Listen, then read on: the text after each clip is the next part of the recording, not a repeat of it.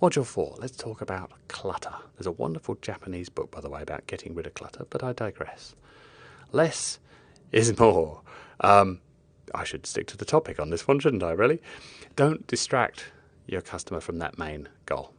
Friction, again, leads to confusion, which leads to less conversions, which might be sales, might be leads, which leads to less profit. If it doesn't aid you in getting people to do what you want them to do on your website, then you probably don't need it and you can get rid of it. And this is a really, really important one. You almost always, there are a couple of exceptions to this, but almost always, you want one thing for people to do per page. So that might be reading through this stuff, there might be a form top right on the page, there might be a button that tells them to click on this thing and add it to the cart. There's one simple thing. You don't have 14 different options or even 3 different options of buy this thing, sign up for our newsletter, get the discounts over here, do this thing, join our mailing list, and the coupon thing with a gift card, and all of these different things. One thing for one page, almost always.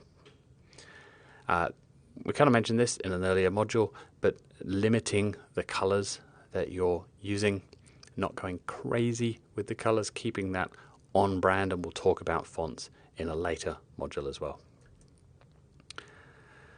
I don't know about you, but I see this icon and it reminds me of staring at my Apple TV going, why isn't this thing loading? The whole of Melbourne is on bloody Netflix tonight, or whatever it might be. But again, I digress. The faster your website loads, the more people are going to do what you do, the more profit you're going to make. I keep coming back to profit. The reason we're doing all this is not just to annoy web designers, although that's always a good sport, but it's to make more money for your business, to increase conversion rates, to increase the number of people leaving their details with you, giving you a call, buying your stuff. The less you have on your site, obviously, the faster then it can load.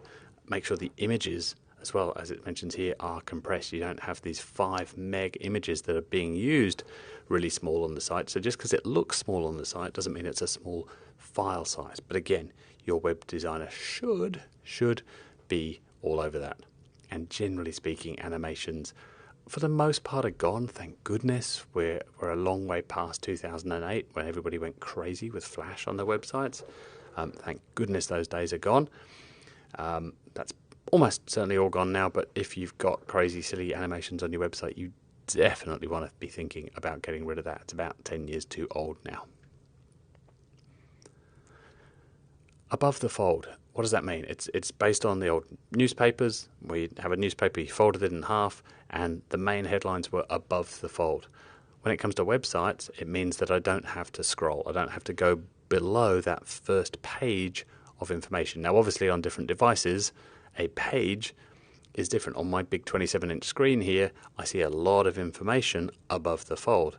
If I'm looking on my 11-inch laptop, I'm seeing a lot less information. So you want to design really for the majority, and there's various tools that your web designer can use to understand what, for most people, this is above the fold these days, given screen resolution rates and sizes and so on. Your web designer should know that, but essentially you've got the most important stuff at the top of the page. I don't have to scroll down to see the form that I have to fill in. I don't have to move my mouse to get to the good stuff. The important stuff, the stuff that you want people to do, is above the fold.